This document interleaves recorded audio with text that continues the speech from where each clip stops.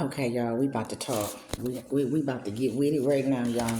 Because y'all know yesterday was Saturday, April 27th, when I actually posted a video showing how corrupt Greenville County Department of Social Services is and how corrupt Greenville County family courthouse judges are and how they allowing this state agency to abuse their powers. I told you somebody in high places protecting this state agency, and I mean real high places.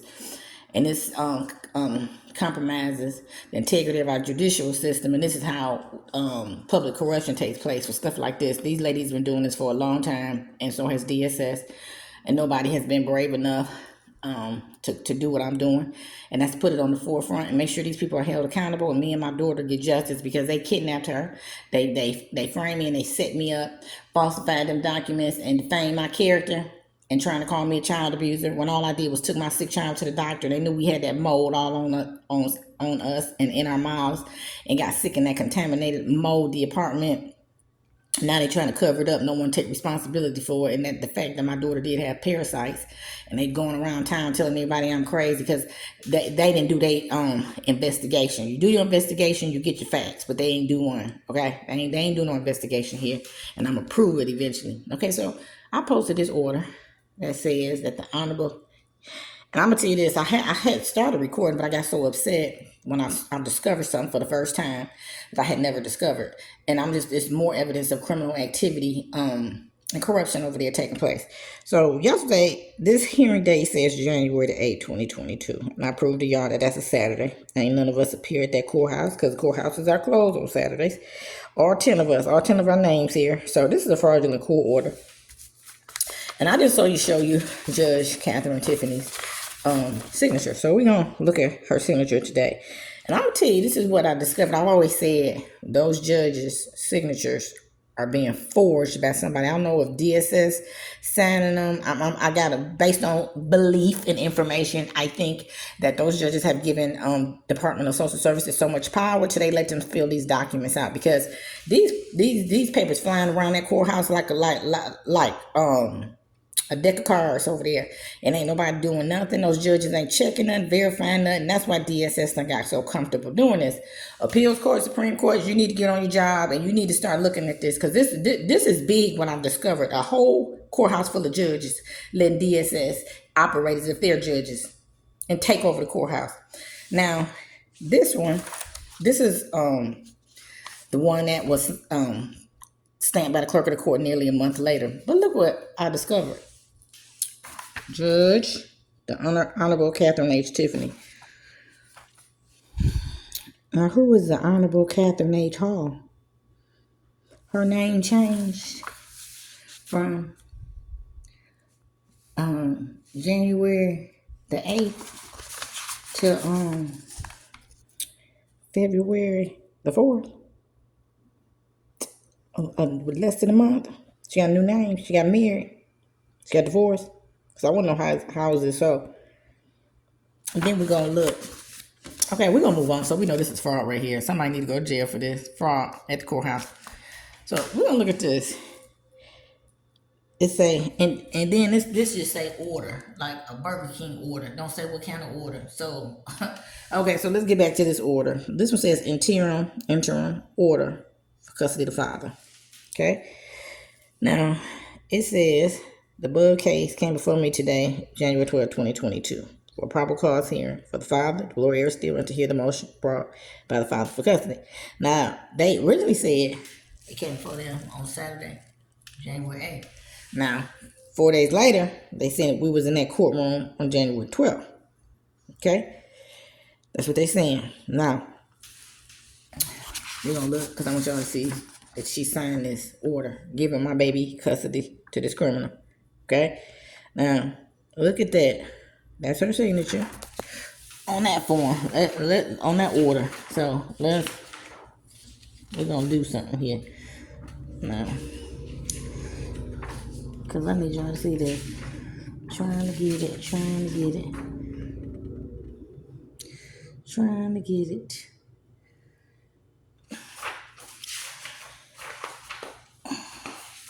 I put my camera up here because I done got so worked up right now. Okay, well, we just gonna keep rolling on this one now. Here's another one that's attached to this. Okay, look at that. That looks like a rubber stamp to me. On how the Y come down, sit on the line, and come all the way down. And it's just a loop. This one, a big fancy Y. Katherine H, Tiffany. These signatures are not the same. I told you I used to do credit report, kept credit repair. I used to work very closely with real estate attorneys and banks. And I used to review contracts for a living. And that's what I'm doing now. I catch people lying.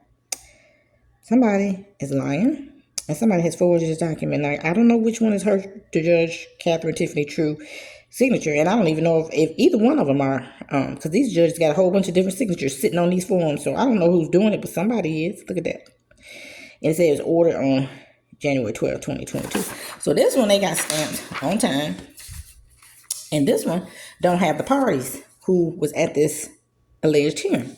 The other one doesn't. It listed all of our names. This one don't. Because usually when you go to court, it's supposed to tell you all the parties that was there. It does not. So we're going to also talk about something else real quick, which is just briefly, because I'm going to get up into this now. Look at this.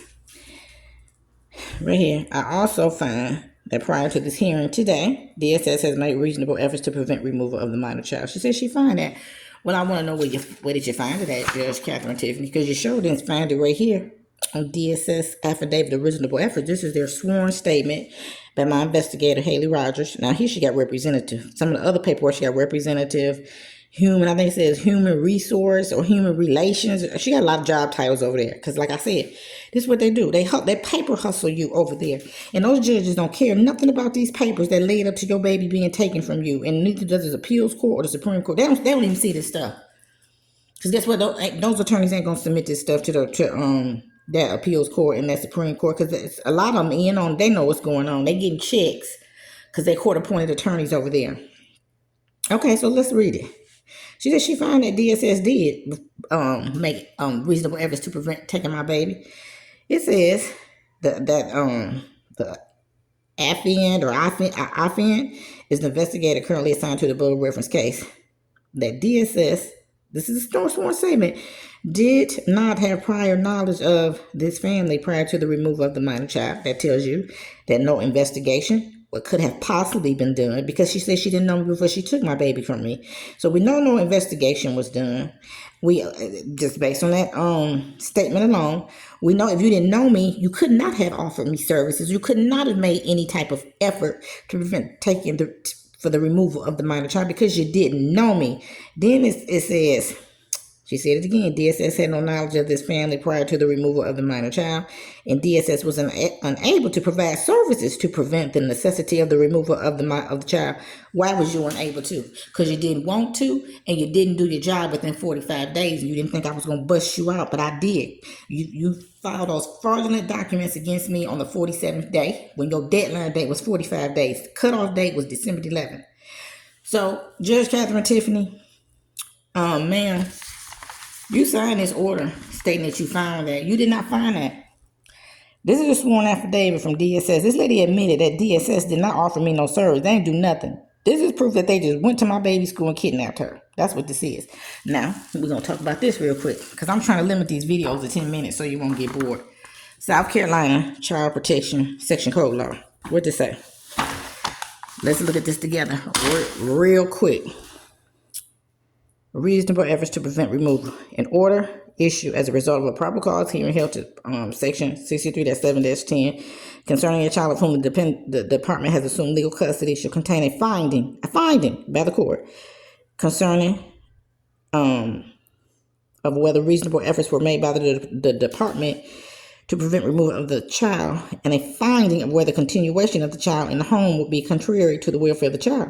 The order shall state the services made available to the family before the department assumed legal custody of the child and how they related to the needs of the family. So before you can issue this order, Judge Katherine Tiffany, it says this, you got to put this in your order. The services made. You didn't put it in there because none was made. Number 2, the efforts of the department to provide services to the family before assuming legal custody of the child. The efforts. Ain't no efforts. They ain't put no efforts in here, remember? She said she didn't know us. She said they couldn't offer us no services. So you didn't put none of this stuff in here that my state legislatures tell you got to have in here before you take my baby. It says, why the efforts to provide services did not eliminate the need for the department to assume legal custody. Why? Why? You saying they did. Okay, well, why they didn't help with whatever you with me taking my child to the doctor.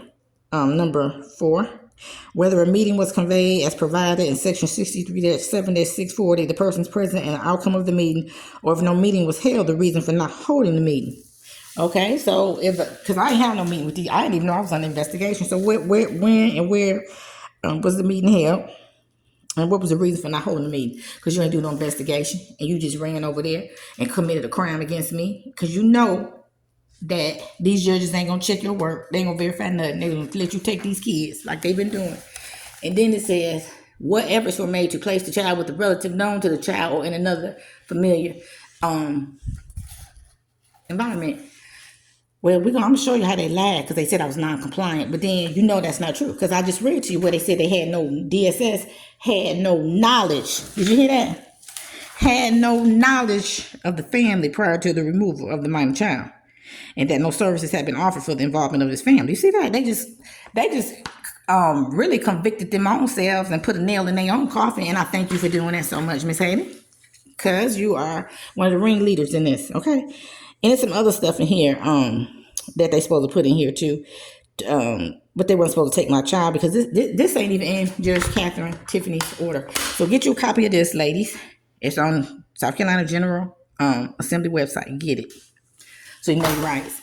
So, ma'am, I'm not done here because I need these people to see what's been going on. And I need some federal authorities to come down here and start looking into this and start get a probe going because this is not so. This is a lie. I'm gonna pick back up tomorrow, but this is where I'm gonna stop tonight. Okay, I just busted y'all again.